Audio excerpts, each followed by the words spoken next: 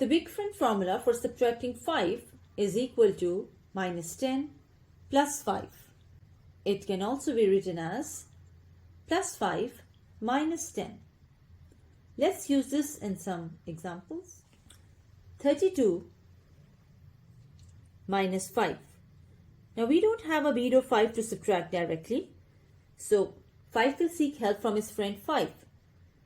So 5 will come plus 5 and big friend 10 will go away minus 10. Answer is 27. 37 minus 5 minus 5 again.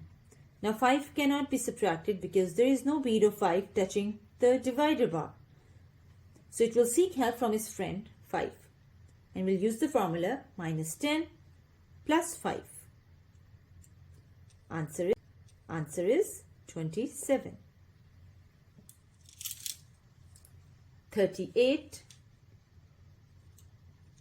minus 7 minus 5. Using the formula minus 10 plus 5.